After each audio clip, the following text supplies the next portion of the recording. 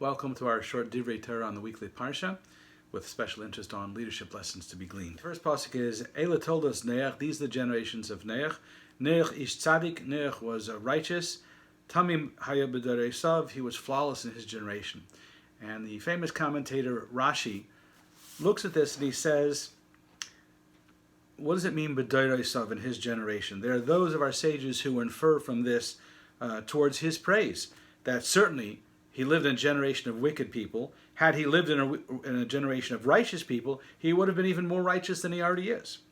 And there are others who say refer to his discredit, saying that relative to his generation, which was wicked people, and relative to them, he was a tzaddik. But had he lived in the generation of Avraham, he would have been not considered flawless, just better than average. So it looks at him in both these directions.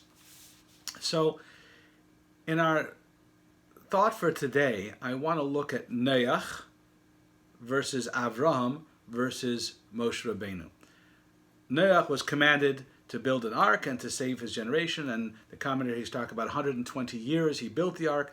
The mitzvah was not in just building the ark. The mitzvah was building the ark. Not that there should be an ark, but that in the building process, he would have the opportunity. People would ask, what are you doing? And he would explain, he's building an ark because God's going to flood the world because of all the wickedness, and people could do tshuva. So the idea of taking 120 years to build it was so that people would have an opportunity to do teshuva, to repent, to come closer to God, to mend their evil ways.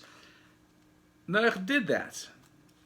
But he did that in a way of, I'm building an ark, and if you come to me and you ask me, I'll tell you. He didn't go out to people. He didn't chase after. He wasn't impassioned about trying to save the generation. He was doing what he had to do. God told him to build an ark, and that's what he was doing. Versus Avraham, if you remember the story in Avraham, when God comes and tells him that there's going to be these 5 towns, Sodom and Gomorrah and the other towns that he's going to destroy, Avraham, the first Jew, he has chutzpah. He actually argues with God. He says, how is it that it's understandable that a human judge, has to make judgments, and he gives it the best shot he can. He doesn't know the thoughts of mankind. You, who are God, you're omniscient, you know the thoughts of people, and therefore, maybe there's some people in the city that are righteous. How would it be if the justice of the world, the God of the world, would judge everybody because of some of the evil people? Maybe there's some righteous people. And so he argues with God. If there's 45 people that are righteous, would you save the towns? 40 people, 30 people, 20. He argues with God back and forth until he stops arguing, because he realized that in the time of Noah, there was Noah and his 3 sons and their wives, that's 8 people.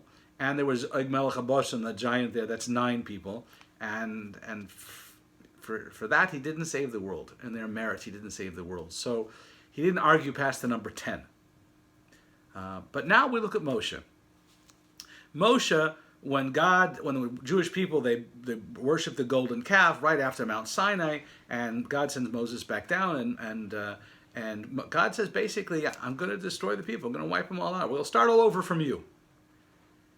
And Moshe doesn't do like Noah, take care of his own self and his family. He doesn't do like Avraham, to just argue with God. Rather, he puts himself on the line. He gives God an ultimatum, and he says, forgive my people or erase me from your book. Erase me from the whole Torah. So that's 3 different styles of leadership. One who takes care of himself and his own, and he follows the law. He was told to build an ark. He built an ark, right? He did what he was told to do. Or Avraham, who argues, and not only argues for the righteous people, he argues even for the people who are not so righteous. Or Moshe, who actually gives an ultimatum. I'm with them. So I'm with them, right? Either forgive them all or erase me from your book. So how will you lead? May this week be filled with revealed blessings and health and success and all of your endeavors. Take care.